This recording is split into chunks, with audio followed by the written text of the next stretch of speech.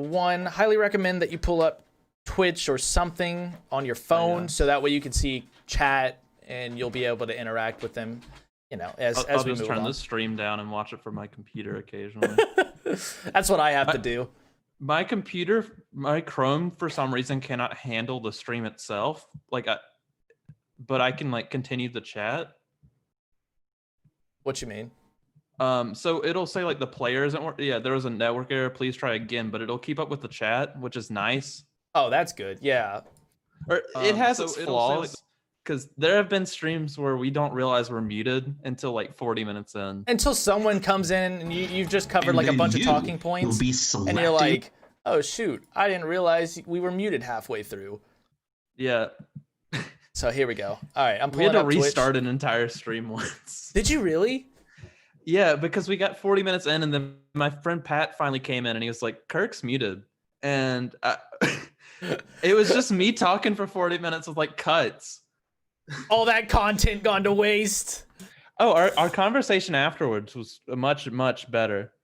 It tends to go a little bit smoother. What's up, guys? We got Dell in the chat, Robert, Randall. I'm going to go ahead and give a disclaimer as we move forward. My right ear is messed up, like really bad. I had to go to the ENT today.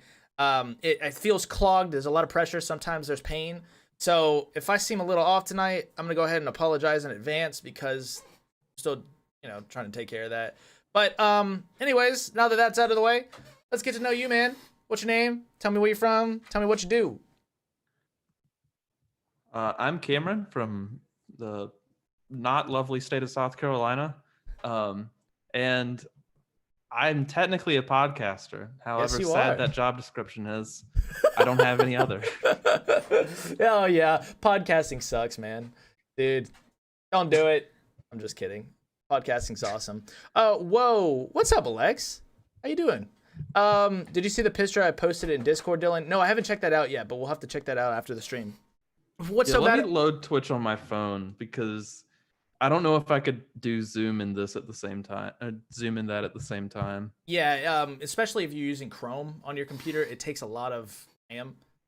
And if you're using Zoom plus Chrome, it's just combo. Mm-hmm. So what's so bad about South Carolina, man? Generally it's the politics stuff. It's just our roads suck. Yeah. You from a neighboring state at all? Yeah, I'm from Georgia. So you drive We're right next door. You drive into South Carolina and our roads are immediately I don't know if Georgia's roads are that good. I rarely ever drive into that state. 85 is bad. 85 is trash. I mean, in terms of traffic, yes. In terms of potholes, yes. I mean, Atlanta is not the place to be if you're talking, great commercial traveling. We don't really have potholes that often. It's more of just the general road is bad.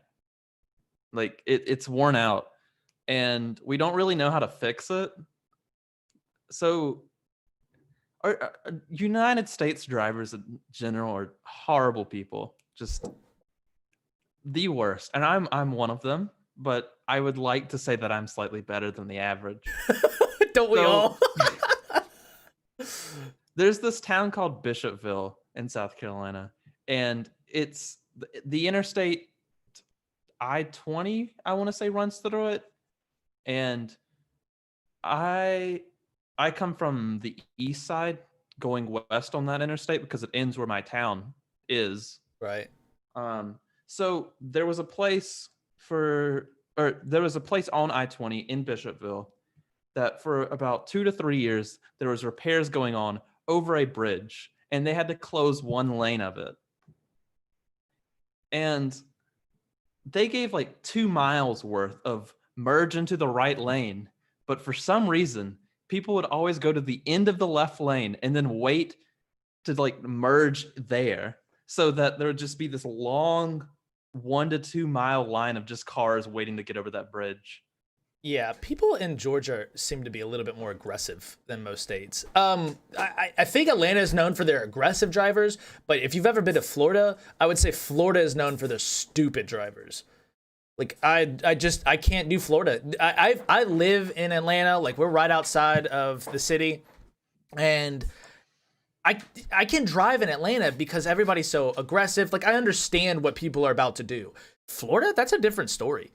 I have no idea what Florida drivers are gonna do. They can either be aggressive, they can either be submissive. I mean, they'll turn right when it's red. I'm like, I don't know. That's South Carolina drivers, because we're always somewhere in between a offensive and defensive. I honestly think we're both. Yeah. And you can tell when somebody's not from our state, because there's this light where I'm going to college now. I'm still getting adjusted, but basically only one car ever gets to turn left at that light. And the car before me was just in the middle of the intersection, and was just, the light turned red and they were reversing. And I'm like, what are you doing? You wait until it turns red and then immediately go. It's like the worst experience, just having someone just stupid, not knowing what they're doing. My wife has, she's gonna hate me for saying this. My wife has some bad road rage. She's getting better at it. So every now and then we'll be driving in Atlanta and she'll be like, I'll be like laying there, got the seat lead back, just trying to take a nap, and the next thing I know, you stupid dumb fuck. I'm like, girl, chill. Like, what just happened? She's like, they cut me off, and the car's like 20 feet in front of us. I'm like, girl, chill. Like, relax, girl. I'm not trying to get into a fight today. You know, let's calm down. Everybody do some Tai Chi, some meditation. Let's just relax here. Relax. You know how it is, though. I went up to Asheville a couple weeks ago with my friends, and I was the one driving, and we had got to, I want to say Greenville here in South Carolina, and we had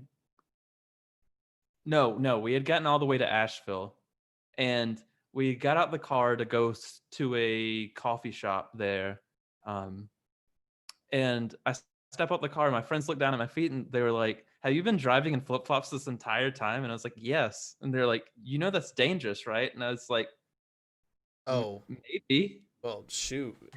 I drive. They'd call me Danger, man. Danger's my middle name because I drive in flip-flops all the time. I didn't know that. That's like my common state of driving. We've been driving for 3 hours, and you're gonna point it out when we're like 15 minutes away from our Airbnb. Lex, you look like someone that would have road rage. Do you have road rage a lot? Taylor hates me driving. I'm asking Lex in chat. She says, I'm a horrible, aggressive driver. And then Randall says, no, Connecticut drivers are the stupidest. Lex follows it up with, Chandler hates me driving. Hi, Mr. Know-It-All. I feel like all girls have road rage. It's normal.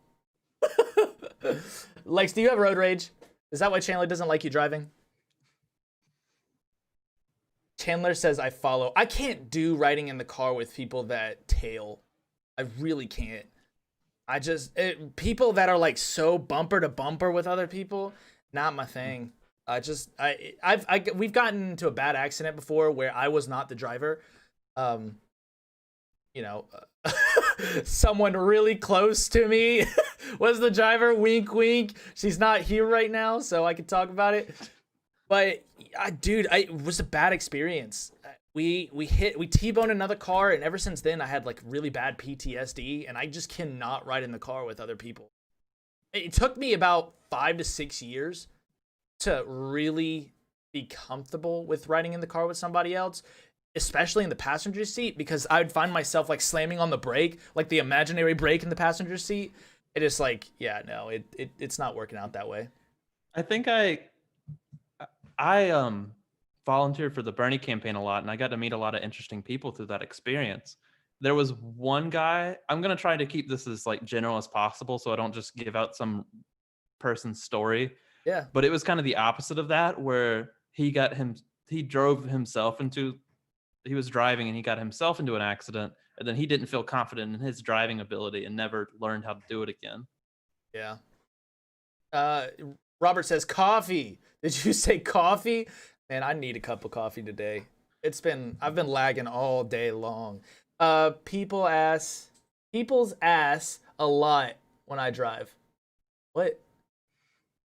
Chandler said I follow people's ass a lot when I drive. Okay, I see where it connects now. I see where it connects. But I don't. One car link is enough. Length? Curious, Alexis. You throwing me off here. You already know I fuck up chat enough. Because of my passenger road rage, the guy in front of us paid for mine and Sam's toll. Oh wow, crazy. So you said you've been to Asheville. Yeah, Asheville. I'm gonna be honest. Asheville is a weird place, man. Asheville is it a is. strange place. It's a nice place, but it's a little weird. It is. It's like This It's like secluded up in the mountains, and it's like, it's got this nice atmosphere. It's just really strange. It wasn't as strange this time, probably because of all the like COVID guidelines. But I went a few years ago with my family, and my main memory of it is there's on one of the main streets near downtown. Right. We were just walking, and down the street comes this like on the go bar that had all the people. There was a bar. There was like a little. I'm trying to remember it, but it was like a bar being pulled by something else, but it was powered by the people who were drinking at it. Ooh, Like, yeah, where they're like pedaling. yeah, that. And I was just like, I think that's cool. Have you ever been to Tennessee? Like I went to Nashville. No, I went to Knoxville once. Okay, Nashville. You'll see those left and right. So my wife and I love to travel, so we've gone to different areas, different states. I mean, she has this little thing where she gets postcards from wherever we go, so she can put it in our little memory book. So, we've been to Asheville, we've been to Nashville too. And that thing that you're describing, it's like a little bachelorette or bachelor party where they're just pedaling, doing a little drinking as they're going. And honestly, it's really cool. It's really popular in Nashville. Nashville has got a lot of cool stuff. It's got a music life. The nightlife there is awesome. Tons of bars when you get old enough. Yeah, I'm not there quite yet. I got 2 years. Yeah. So, I mean, if anybody's ever interested to go to Nashville, it's honestly got some awesome stuff. Great for bachelor and bachelorette parties. That's where we went with my friend Ryan for his bachelor party. And honestly, you have a good time there. Might not remember it, but you do have a good time there. Yeah, I'm a little closer. I'm a little closer to those areas now Yeah. because I'm about 60 miles west of Myrtle Beach is the best way to put it. Oh, that's not too far from us. You're probably 4 hours away then. Myrtle Yeah, Beach probably. Myrtle Beach is right there, probably 3 hours away. That's not too bad. So you said you did a little bit of work with Bernie's campaign. Let's hear about that. I volunteered to canvass about 6-7 times. I don't remember exactly, but it's definitely an interesting experience. If you get the chance to canvass for somebody that isn't absolutely evil, please do it. So what is canvassing? So before when we could interact with people face to face, you'd go around and you'd have what they would generally call literature in large stacks, because you're going to about, on average, somewhere between like 60 and 100 houses. So you get this literature, which is usually like a 2 to 3 page pamphlet or something like that. Or you have the thing that goes around the door like right before the election, and you knock on the door or ring the doorbell, whatever you have to do to tell somebody that you're there. And if they come out, you have a little general conversation with them, tell them who you're with, the campaign's about, ask them if they have any questions, and then just answer those questions. Then you hand them the literature, and if they're not there, you stick it in the door, or you roll it up and put it in their like door handle. Good old door-to-door advertising, man. My mom actually ran for office a couple years ago. I think it was back in 2012 where she was running for office, but she didn't do it with a political platform, like or aligned with a political party. She did it as an independent candidate because, I mean, obviously both sides have pretty good important points that they make. My mom felt as though that was the best way to do it. She felt as though that running independent was what was necessary for our community at the time. But what made it hard for independent candidates was that thing that you're talking about. It was a little bit along the lines of canvassing, except with independent candidates, you had to go around and collect a certain amount. I don't remember what the percentage is. Mom, if you're in the chat, let me know. But you had to collect a certain amount of percentages for the general population that endorsed you. So they were basically giving you the okay to appear on the ballot. And you had to have it in within like a certain time frame before the election, and then you would be able to appear on the ballot as an independent candidate. So we didn't have a team. It was literally me and my mom that walked door to door to every other neighborhood. And I kid you not, as someone that just went to college, it was so difficult. I was like not the type of guy to go knock on someone's door, introduce myself, ask for their signature and their address. Like you had to have like all this personal information that you had to request, and it had their name, their date of birth, where they lived, and you had to have them sign it in the proper date. If they wrote down the wrong date, wrote down one wrong thing, then that sheet, not just the signature, the entire sheet, you had to throw out the window. So it was very difficult as for someone with my personality to go knocking on doors, asking for all that personal information. I was like, you know what? I love you, Mom. I guess I'll do this for you, but that's it. That was it.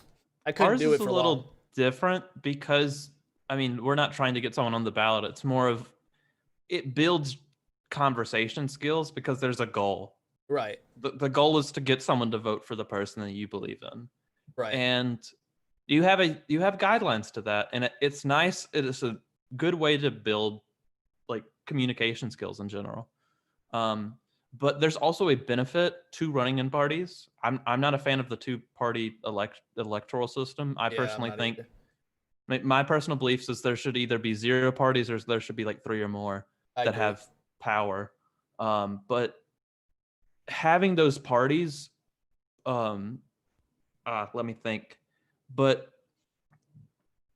we didn't just go to random neighborhoods. We went to knock on Democratic voters' doors, or at least in general, or people who had voted Democratic. Because so you had already like a list of people that you guys knew who voted previously. Yeah, we got it from the state party. I think you spent, a campaign gives like a certain amount of money, and they're allowed to get a list of people in certain areas. I don't think it's like an extreme amount of money. It's not like paying someone off. It's just you pay the state party like $50 and they'll give you a list of people right in a general area, or maybe you ask for them. I'm not sure. One or the other. I'm not that high up. I was just a volunteer. But no independent candidate is going to have that structure. That was the issue. That was the struggle, because I forget what the percentage was. Oh my gosh, guys. Right. I told you this before the podcast. This is what happens. Hey, chill out.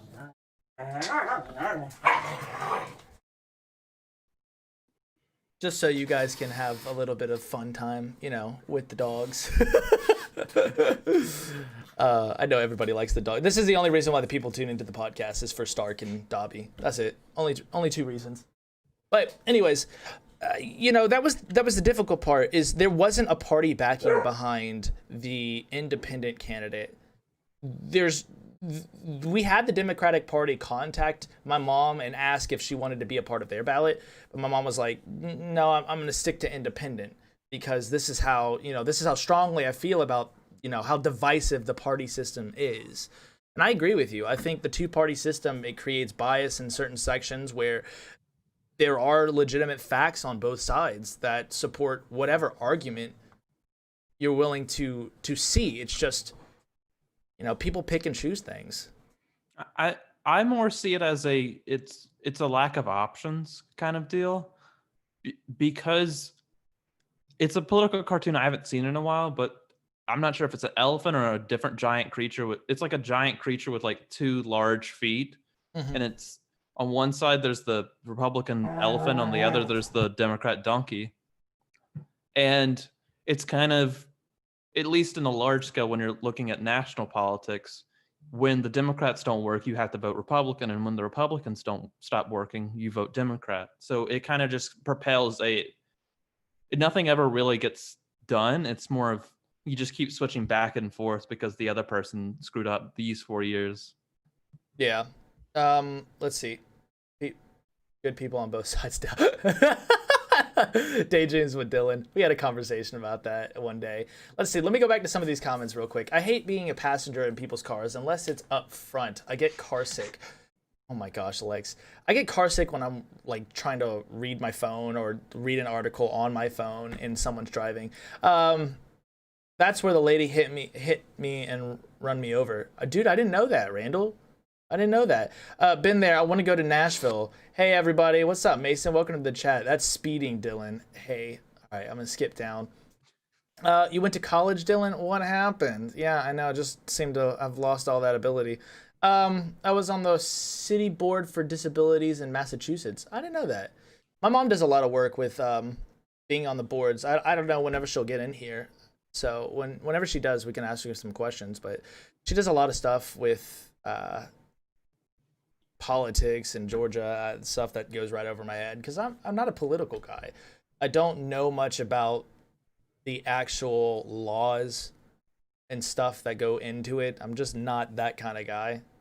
I mean, so I've got to eventually become that guy. I'm more on the politics side of like the debates, like ideas and stuff. yeah, So I don't really know much about the bills themselves. right. I know my general stuff. I know my like ADA, the general points of like DACA and stuff like that.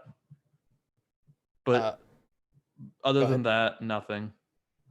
Yeah, again, it's the law part that throws me off. I mean, I feel like I have a decent grasp of situations, not. I wouldn't say that I am knowledgeable in any area of politics, to be honest. I think I'm more knowledgeable on the aspects of how psychologically things can impact people.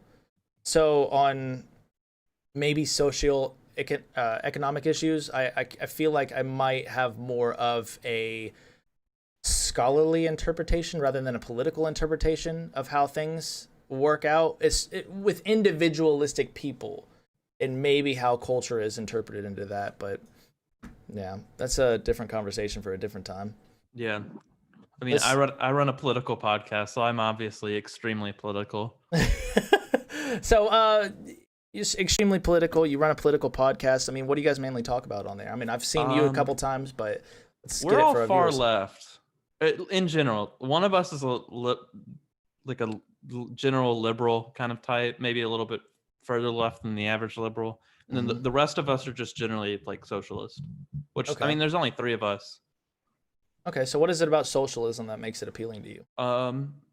So I'll get to that question in a second, but the weird thing is all of us come from some sense of it, like not a conservative background, but all of us were conservatives at a point.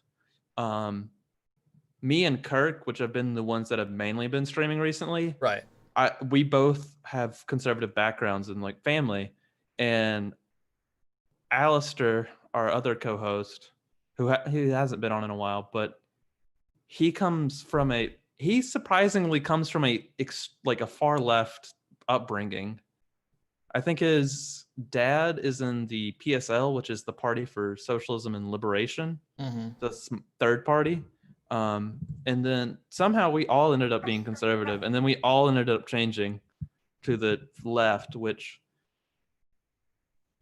we honestly could do like a 2-hour podcast just on like the things that the shifting left part. So what is happening right now? Do you think the left is going to be more progressive as we move forward, or do you think that the left is just generally less conservative?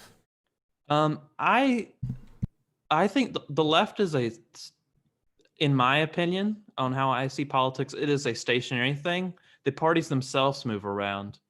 And as someone who is very political, I see it as an injustice to declare that the Democrats are as left as it gets and that the Republicans are as right as it gets. Right. So you think that, in a general sense, that people downplay how far left or how far right things are?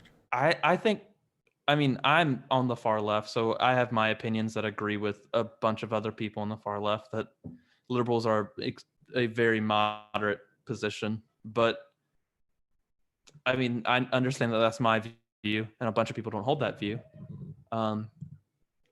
But I see it as our system is so just like specified on the total spectrum of political belief that we as Americans do not totally understand all possible beliefs.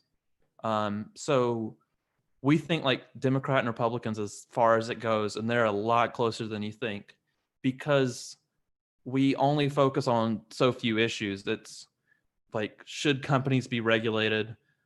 Should abortion happen?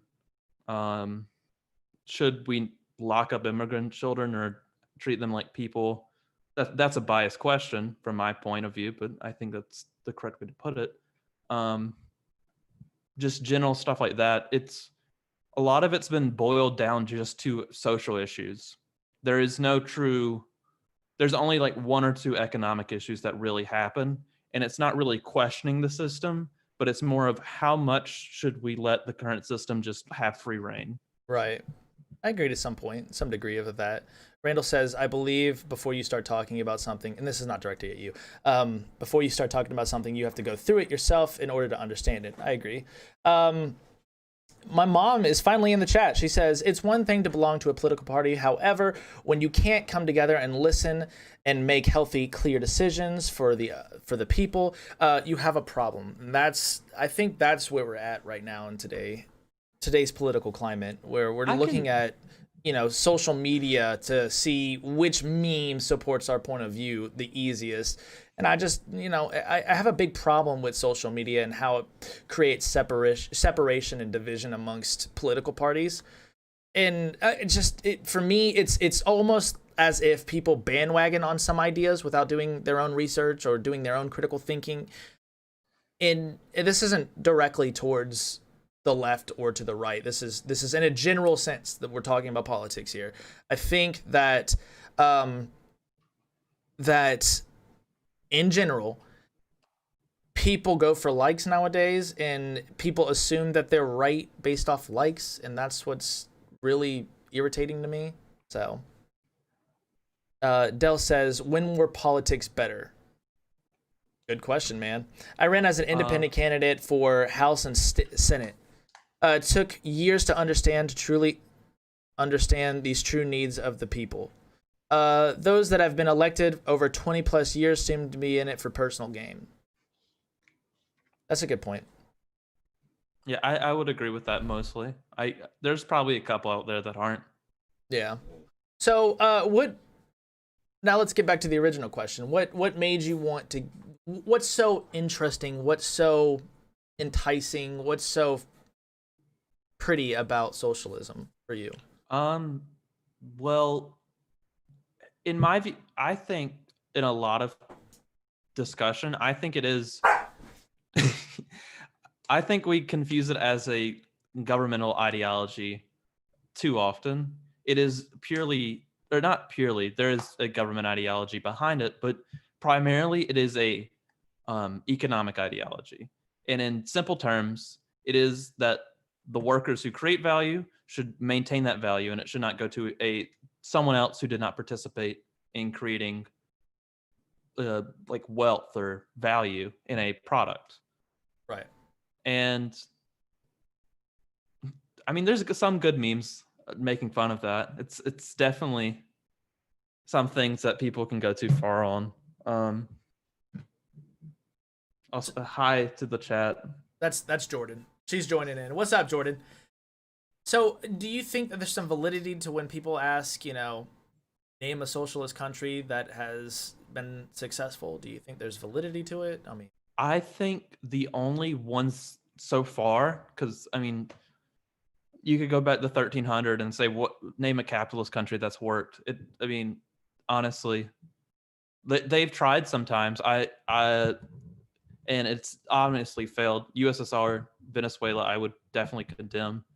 I mean, but that's generally from a governmental standpoint. It's It's the failure to create a system upon which the workers get the full benefit of their job.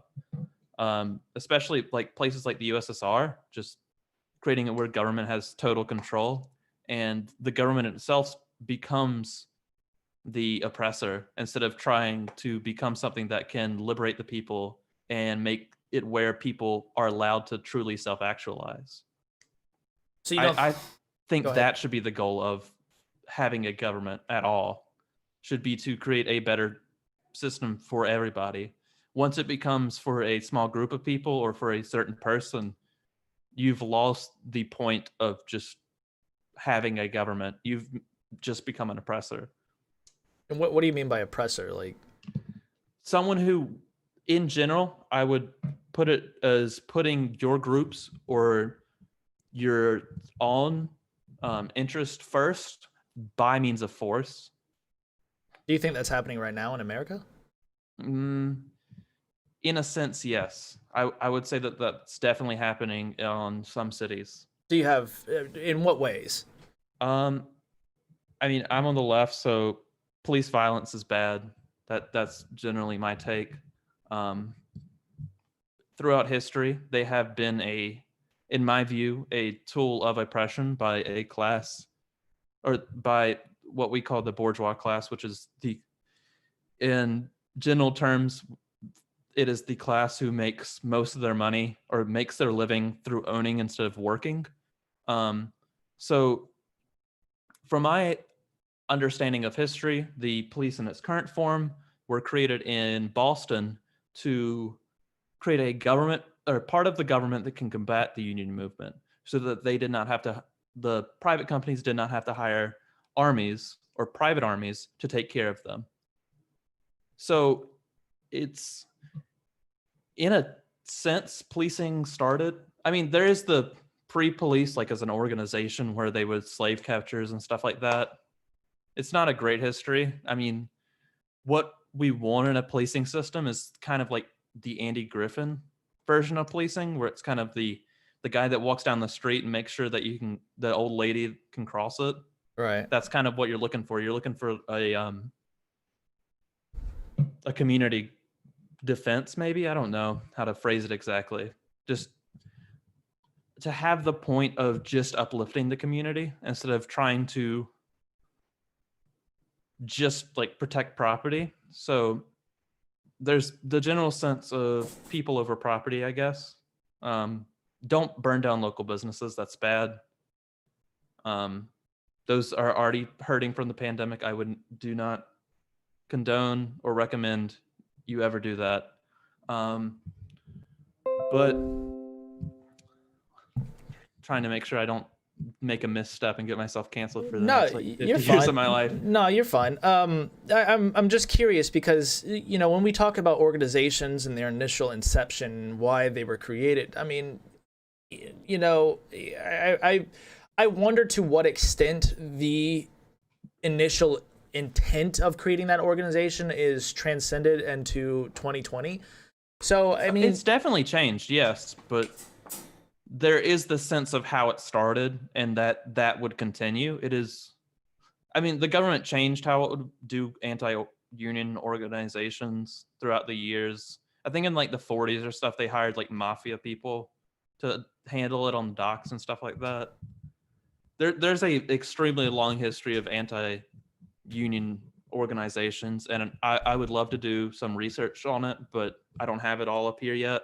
right. No, I'm see the only reason why I bring this up is like if someone who this is a reaching example, okay, or a reaching analogy. If Elon Musk, turned out he was, racist or something, or his intention for building something or one of his technologies was to divide the country racially, initially, but it turned out along the way he had to change his mind. He reformed, I guess.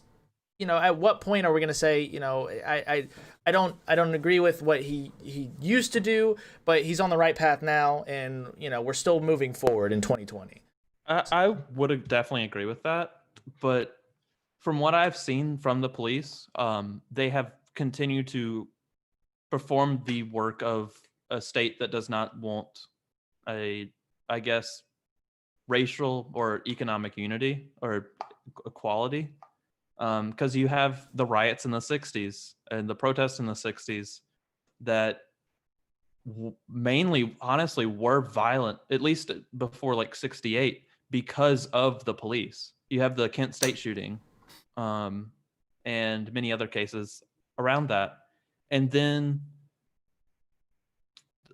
since then, you've had the, like, every few years you get a mass protest because the police keep killing minorities. You had that big one in the 90s. I think between now, or the last one before the George Floyd protest that was at this level was from the LA protesters back in the 92, I want to say, 94 maybe. Do you think it's politically timed? Like the way it's being promoted on media and what the news outlets are doing? I would not say that there is a Because it does seem like, I mean, if we go back 4 years ago, I mean, 2016, we were dealing with some stuff, and it just seemed that like happens every election. That's the point, though, right? So I'm curious to know what you think. Do you think that there's political motivation in highlighting some of these, cases? Because I mean, we don't have to get too into some of the specific issues, specific shootings or police brutality. I agree that people should be held accountable. I 100% agree, but it just seems as though, the timing of these events and how it's promoted on media, it seems to coincide with elections a lot. You'll find that a lot of political motivation comes from economic motivation because a bunch of people are now free, to just, they don't have a job anymore, so they're even worse off than they were before. That is a background to some of the rage put into the George Floyd protest. But it also comes off of years of just having to take it, I guess, as a community, and not being really given the true answers to their problems that they need. Because I'm not sure if it's a law yet, but I went up and there was Representative Philip Lowe I was talking to. Hopefully he loses his office, but this is an okay bill. But before that, which I think I was talking to him in 2019, police officers in South Carolina, from the thing I can remember, their records would not ship to other, like, offices around the state. So if you got fired for misconduct in let's say Calhoun County, and you move over to Horry County, your record would not follow you, so you could just get a job there. And the point of the bill was to create it where the violent past that they had would follow them, so that you couldn't just get a job anywhere you want. But you also see that it's not a good sense, but there's a strong sense of community, I guess, right, in the sense of kind of similar to, the best way I can put of it is like similar to like maybe mafia or something like that, where if one cop does something bad, all the other cops kind of, or most of them, there are good cops. They're very few in between, in my point of view, but they exist. But most of them will try and protect that cop because they know that when or if they do something bad, they need that person's protection too. Because a lot of the time, if they rat someone out, then they're not getting backup next time they're in a shootout. So it kind of creates a system to where either you let the bad things happen or you're screwed over in like 2 weeks. Right. See, I'm a little bit different. I think that it's the other way around. I think that there are good cops and there are a small minority are bad cops. I don't think that a majority of them are bad, that a small minority is good. I mean, but that's just from my personal experience, and that's just my take on it. So I mean, I see where you're coming from. I'm just not. I just don't know. I mean, it took me years to get here. I can't expect somebody just to say it and then somebody to immediately agree. There's so much more backing behind political views that I can't go over in like 50 minutes or 10 minutes. Right. No, I completely see where you're coming from. I'm just trying to figure out how to approach this in a, hopefully open way that we can create better dialogue than most people I've seen on social media between someone that doesn't hold the same Yeah.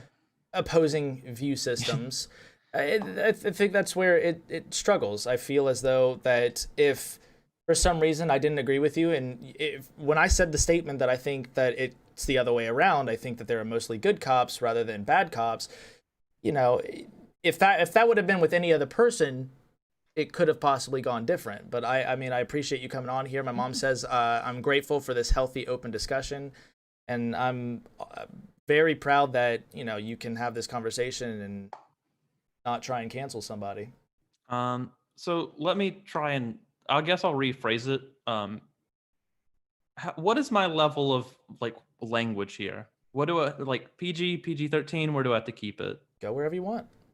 I'll stay PG-13. You go wherever you want, man. I wasn't gonna go to R, but you'll see the acronym everywhere. It's spray painted, at least in like one place in a city, every city you go. ACAB. But there's ACAB. Yeah.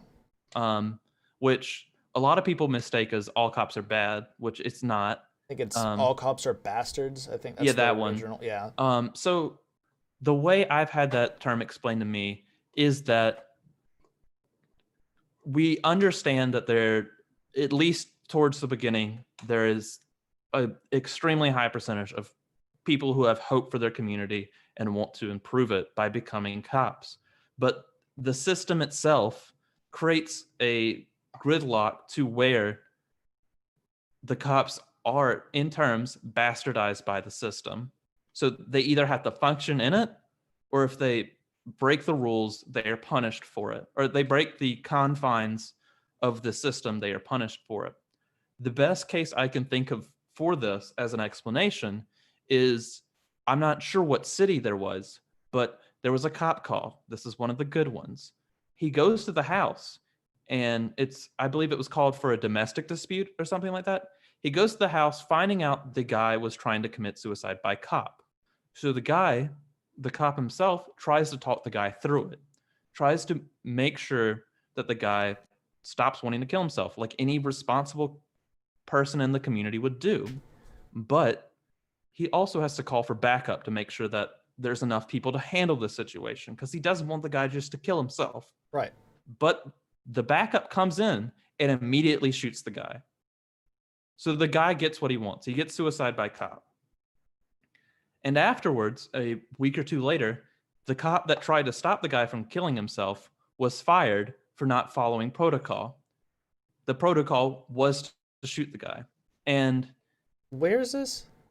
I could find it. I could send it in. Because I'm skeptical of some of the details, because it doesn't sound like, there's. I mean, when you go to like someone that's had an attempt to suicide or a death by cop, there are other things involved. So you would want to know, did the guy have a weapon? Is the guy pointing a weapon at one of the officers?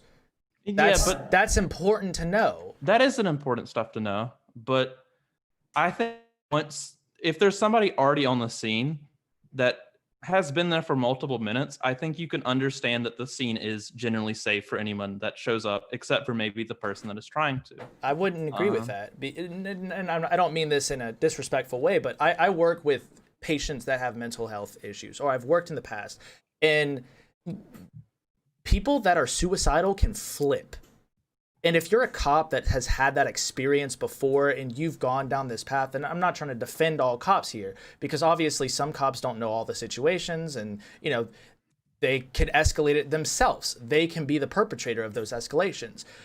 And this happens in the mental health field as well. So when I worked in the psych facility and we worked with patients that suffered from suicidal ideations, they would have bouts of depression and then bouts of aggressive behaviors trying to, express their behaviors.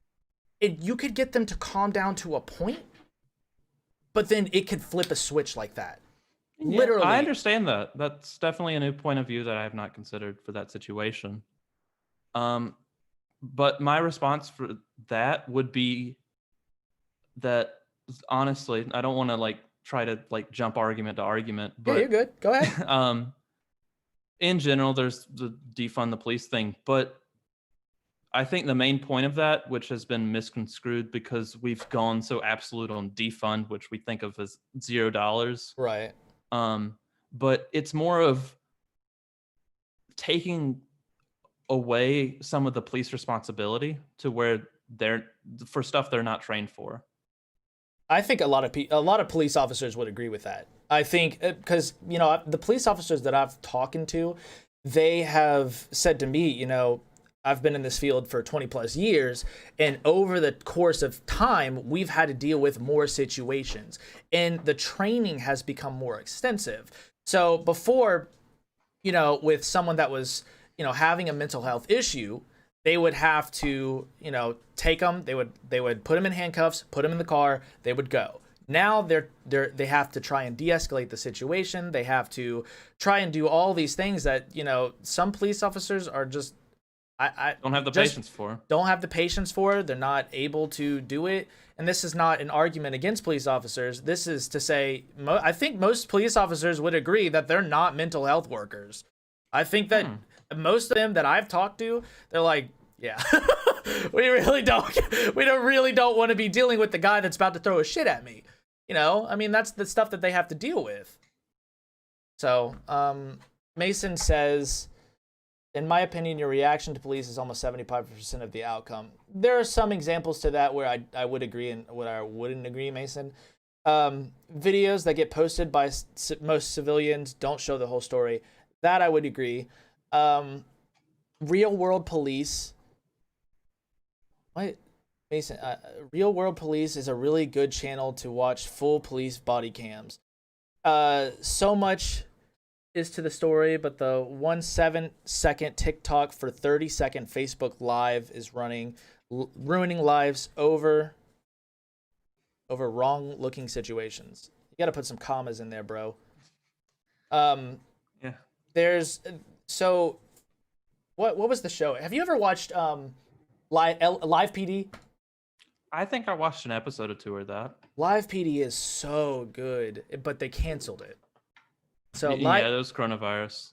No, there were people that wasn't it. No, people were reaching out and people were saying that Live PD depicts the empathetic side of being a police officer. So that's why they canceled it. I think there's a good John Oliver episode on it. I think Cops has been ran for 30 years, but so they would go from town to town, but John Oliver's, it's a 20-minute long video. It's not too long. It's his actual show. They just uploaded to YouTube. It's either him or Hassan Minhaj, one or the other. But so the thing about Cops after the first season is a lot of towns used it as a way to, I don't want to say glorify because that's not the right term, but I think I get what you mean though. Show like a better side of it.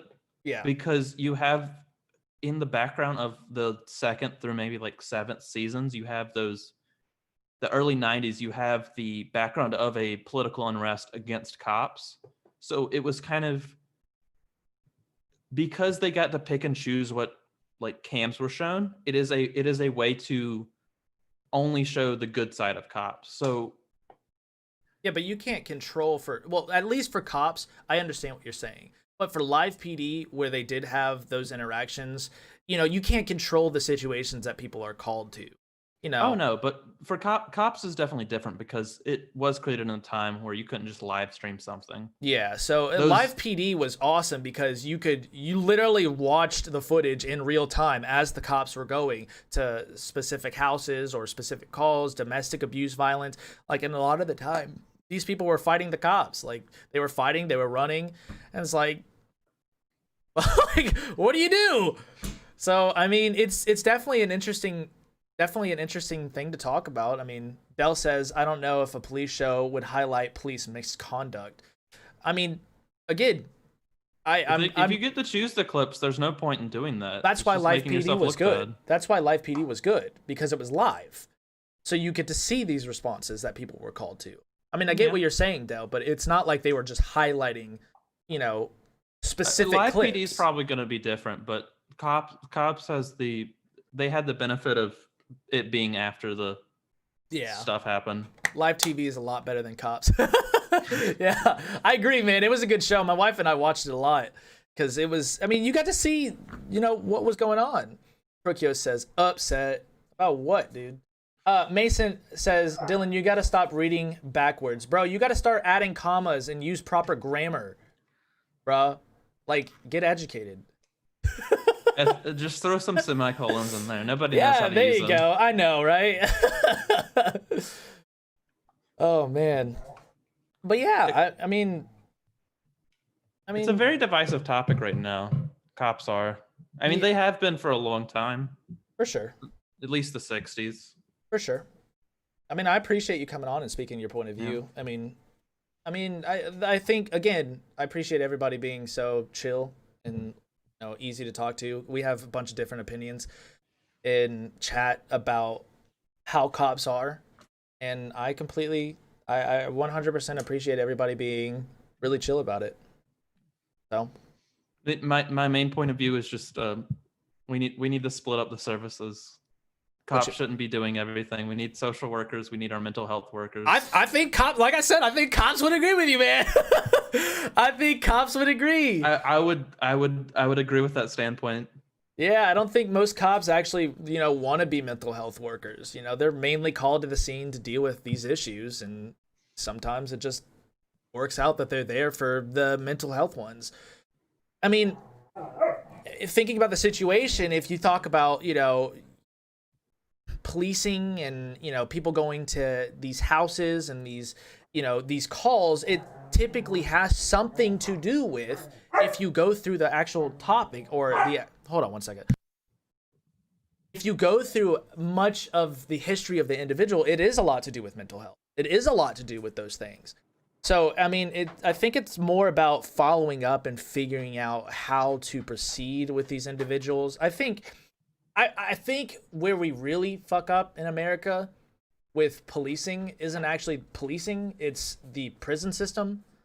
I think that needs a complete reform. I don't think people should be in prisons and then, right when they get out, they're just going back to commit a crime and then come right back to prison because that's the only thing they know. I mean, the recidivism rate is crazy. The private prisons, we shouldn't have private prisons. Screw private prisons, if I'm allowed to say that. Luckily we don't have any in our state. You can say whatever you want. I don't endorse anything you say, so anything my guest says, look, you can say whatever you want. I don't care. I just say it, man. We'll talk about it. But having a system upon where people are financially rewarded for keeping people in prison is not something I'd agree with you. Should be that's bad. But also your crime was, the punishment for your crime was prison. It wasn't not being able to get a job after you got out. Yeah, I agree. I think we need Jesus, says Saint. I think my mom would agree with you on that. Private prisons equal slave work. We need Batman. I would agree with that because you get paid like a few pennies an hour to do like labor for companies. There's a large list of companies that use or used to use slave labor or prison labor. Freudian slip.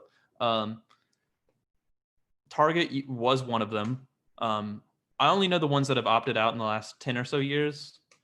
But I know Bank of America was until last year. Yeah. Well, I think, again, a lot of it has to do with the mental health side. I think when you're talking about crime and, recidivism rates and going to prison and these interactions, I think a lot of it, if you dig deep enough, has to do with mental health of the individual. Again, there are some rare cases where the person is just, there's nothing you can do to help. But I think in the general sense, for a majority of the population and a majority of the people that commit crimes, it has something to do with mental health. Whether or not it's their environment that they grew up in, it's all they know. Whether or not, they got into specific circumstances that led them down to a criminal path or whatever it is.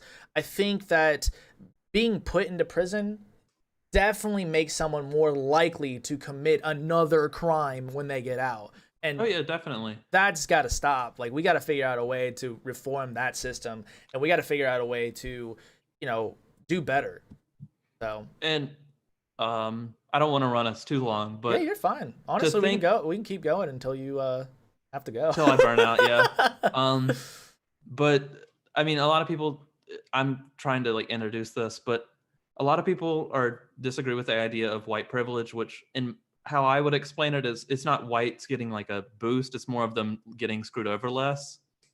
Um, but I would say white privilege definitely comes into play when you're talking about mental health and especially crime in general, because when we think of killing and mental health, your first thought immediately probably goes to school shooters. How horrible that is. But we rarely ever think of like gang violence in the mental health sense.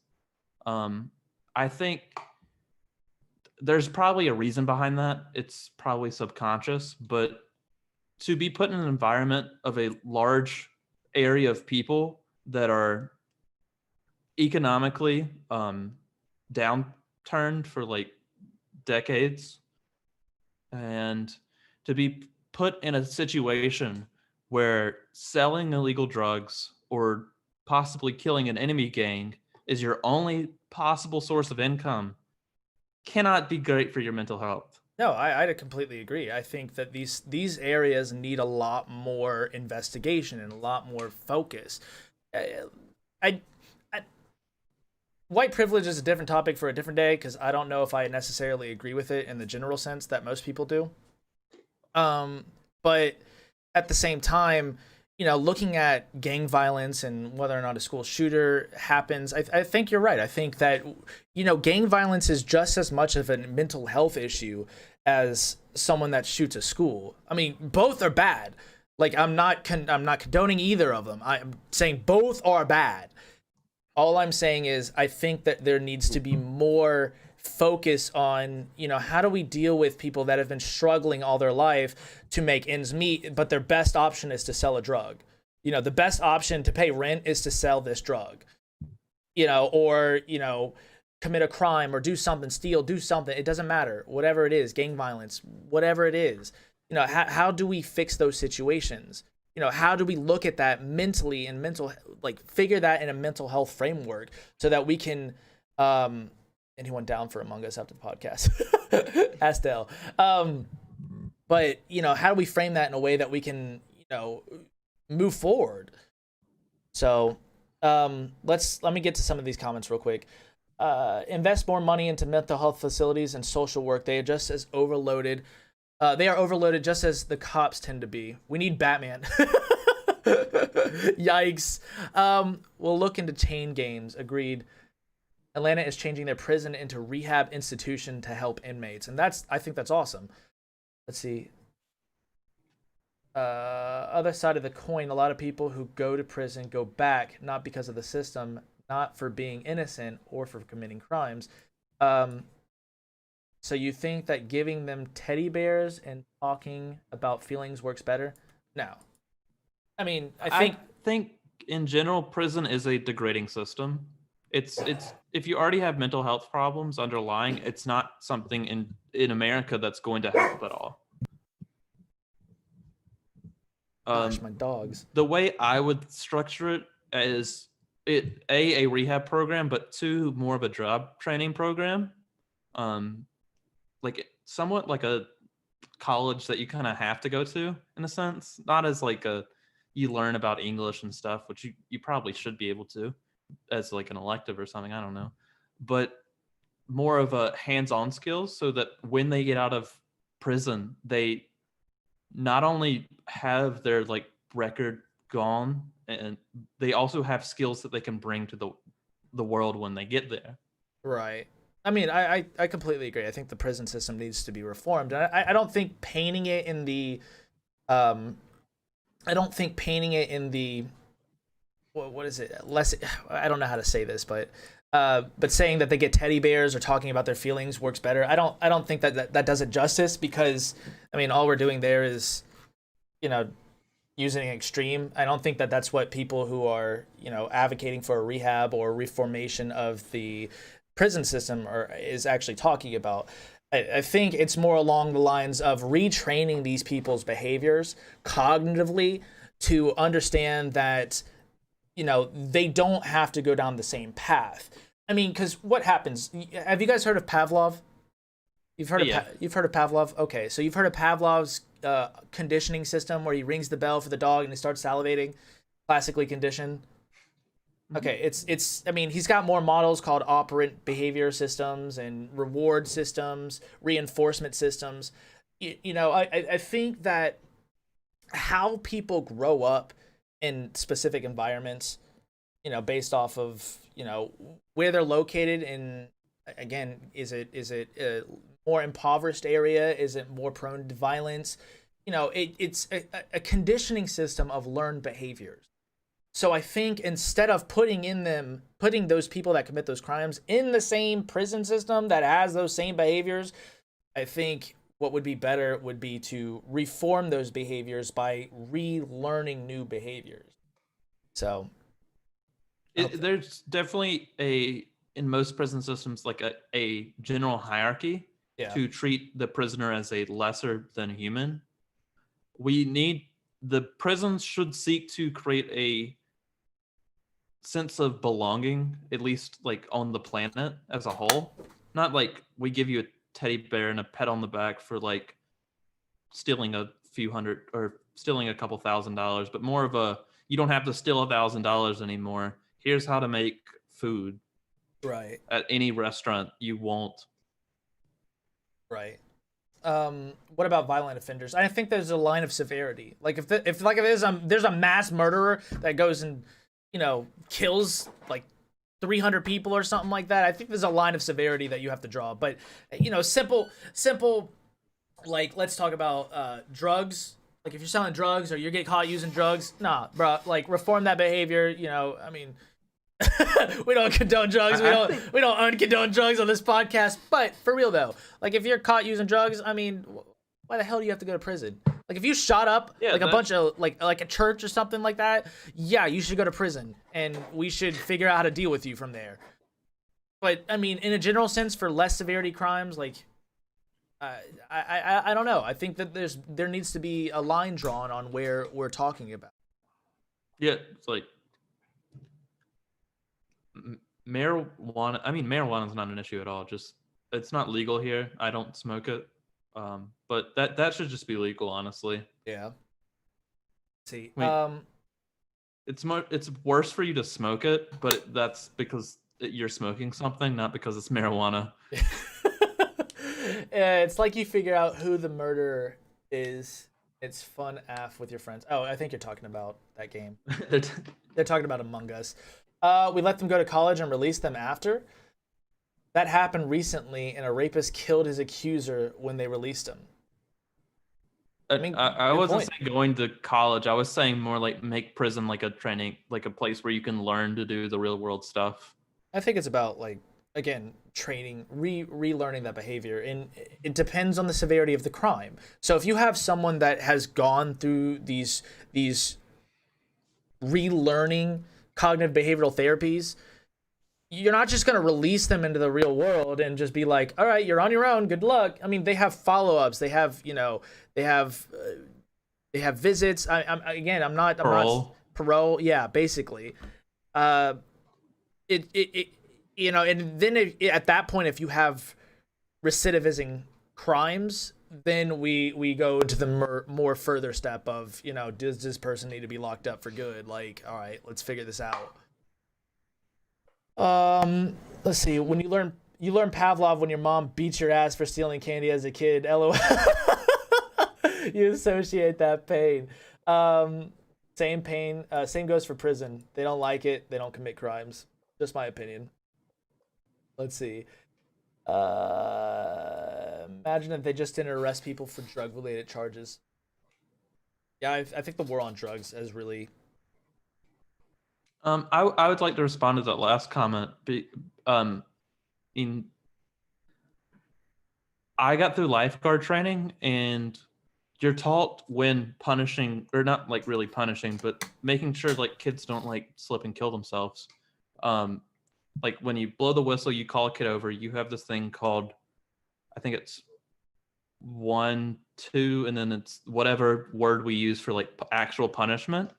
So you give the kid 2 warnings and then you give them a punishment. So say the example they used was at like if you're working at a water park, the kid pushes down another kid at the slide, and you call them over, you give them the warning, and then you let them go back out. Which, I mean, pushing a kid down the slide is definitely not equatable to like murdering someone, sure, but there's still the basic psychological principles behind what's going on later. So eventually, when the kid goes back, maybe they don't immediately push the kid down. Maybe they even tell the kid next to them not to push that kid. But eventually, in some kids, there's the temptation that comes back up after the punishment has been served enough time ago, to the point where the temptation to push a kid down the slide overweighs the want to not be punished anymore. Right. But this is a very small case. Well, It doesn't really have any big world effect. I think what does this topic injustice is, I hate, and this isn't like directed at anybody, but I hate it when like we're trying to talk about something and then people like paint it in this like, oh, you're talking like they're gonna get rainbows and butterflies, we're gonna like let them out. Like, no, that's not the argument at all. Like, what we're trying to say is, there needs to be a reform. We don't know what that reform needs to be, but obviously we can use some psychological principles, whatever it is, classical conditioning, Pavlov, whatever. We're not saying that they're not going to get punished. That's not what I'm saying at all. At least that's not what I'm saying. All I'm saying is during their punishment, during the time that they serve, they need to be reformed. So it's not like, all right, now you're just going to go to a rehab clinic and you're just gonna have margaritas at the poolside. Like I think that does the argument completely injustice. I think that taking that to the extreme undermines the content of what reform actually means.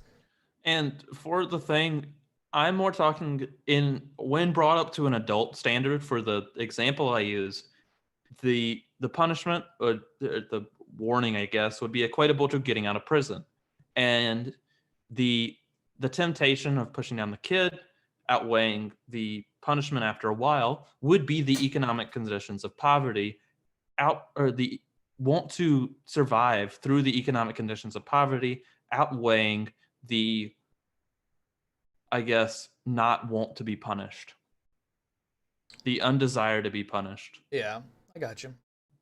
So, I mean, again, some people that doesn't work for it. Like the desire, some people just don't give a shit about punishment. I mean, school shooters, for example, they do not give a shit. I mean, a lot of them just, I don't know if I can make that gesture on Twitch. Yeah, I mean, it's just to hurt people. That's it. That's literally what it is. Yeah, and I mean, again, where that line is drawn is the severity of the crime. Like, somebody that does not care about punishment might not be able to be reformed. And we need to have those honest conversations too. We need to be like, hey, can this person be reformed? Like he just literally killed like 50 people. Like, probably not. Let's put him up and let's figure out what to do with him later. I mean, again, I could be wrong about that in the future where we come out with more psychological research. It's fine. I'll change my words then. But as of right now, I agree. If someone just does not give a shit about the punishment, then what the hell is reform gonna do? I mean, what the hell is like? I'm more talking about creating an outside society when you're released, that the person who was released from prison now has the opportunity to where they don't have to commit their crime to be able to survive. So ideology. That's a problem. That is a problem. That's the main problem with prison. That it creates that, it brings that record with you. Again, if you had committed a drug crime or something involving drugs, I mean, that's going to follow you. You're now going to have that on your record whenever you do a background check, whenever you do anything. So you're not going to be able to get a job in that sense. So that's where I would agree with you. You know, again, it depends on the severity of the crime. Like if you murdered Oh somebody, yeah. no, that should fucking follow you. Like, No, but like if you sold drugs, didn't hurt anyone in the process, or if you sold drugs so you wouldn't like die out of starvation and you didn't really hurt anyone in the process, I think you should have that record expunged. yeah, Violent crimes, no. But we equate some crimes with too much severity. All the drugs crimes there shouldn't be like taking drug crimes. That's a mental health issue. That's not something our prison system should have to solve. oh, I'm kidding. Let's see.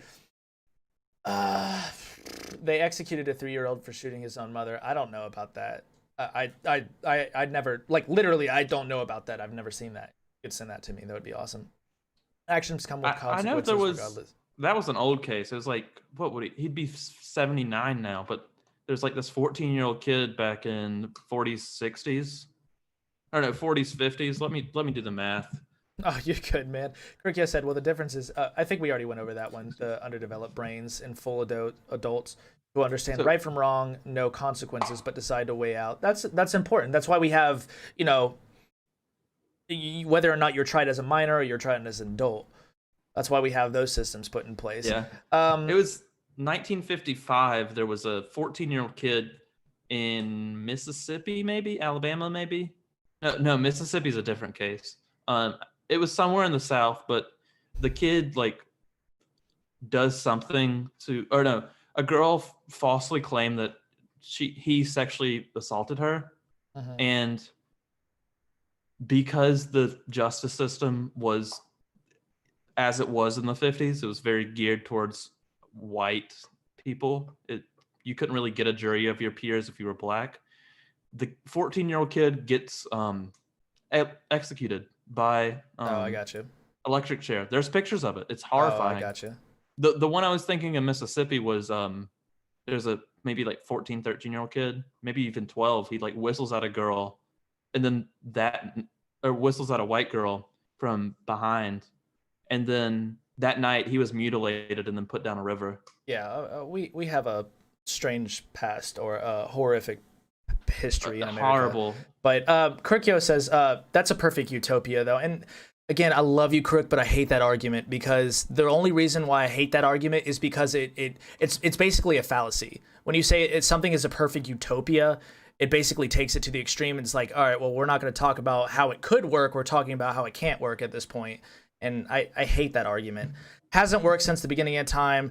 There's several success stories coming from people that got out of prison and making it, but a majority of the time, people don't care. I believe it's a nature versus nurture aspect to it, and that's the difference. And that's the point, though, Crook. That's what I'm trying to say, though. It is a nature versus nurture. It's how someone's raised. It's you know, what are their genetic factors? What can we do to better them? You know. My general view of it is, you know, Maslow's pyramid. You've worked with the hierarchy people. of needs. Yeah. So we're working with smaller populations here, but in the Nordic countries, their prison systems are generally and almost completely geared towards rehab. And outside of prison, basically, you have all of your survival needs and all of your safety needs met at any point. And I'm not sure how easy that is to create in the United States. It's not something that's just going to happen tomorrow. Well, the only reason why I don't like when people point to like countries like Sweden where they have, you know, these kind of systems, or Nordic countries like that, is because mainly their population is like all one race. So they all culturally agree on specific things, where in America, we don't have that aspect. We have different cultural expectations individually. So I think that's, I think it could work if we follow their example, but I think the cultural expectations that their country has versus our country, I think it's a little different. Just because, I mean, they're all, like, if you go to Sweden, like, it's all one. Like, all one country, or all one culture. Same if you go to China. I mean, China's doing a little bit different, but... China has multicultures. They just genocide, like, 2 of them. Yeah, I mean, exactly. So... Yeah. But I think in general, just creating a, like, an actual floor for how horrible life could get is a good thing. Yeah. Making it where people's at least survival needs are met. I got you. Safety needs if possible. But I think if we could accomplish that, then I think we could lower crime by a large amount. I agree. I think someone's here. All right. Well, I think that's it for the podcast because the dogs are getting angry at me. So. Okay, that was a good conversation. Very great conversation, man. I really appreciate you coming on. I appreciate everybody keeping it, pretty chill. Nothing crazy. Hold on one second. I guess I'll plug right at the end. I got I can't hear you. my dogs, man. Stop, man. They're crazy. But Dylan, I'm gonna kiss you. I'm gonna kiss you too, man. Whenever you're ready. If we believe the same, this world would be messed up more than we already know. Don't forget to hit the like button. Yeah, if you're on YouTube, hit that like button. I love each and every one of you. Thank you for coming out tonight. I'm gonna go ahead and get my dogs before they freak out. I'm gonna keep you on the podcast or on the Zoom call for a few minutes, and I'm gonna go ahead and raid somebody. Okay. All right. Oh, and also check out his podcast. He streams Tuesday and Saturday. We might cut it down to just Saturdays. I have no idea, but we are the Leftology podcast on Twitch. We're just Leftology on YouTube. Yeah. And those link to everything else. We'd be glad if you followed us. Yeah. Just in general. We'll have a stream Saturday at 8 p.m. Yeah, give them a check out, guys. Again, it's always good to hear from all different points of views. So, if you're on the left, check out someone on the right. If you're on the right, check out someone on the left. So make sure you listen to all points of views. That's always what we're about. We're not about just being one-sided. So I love you all.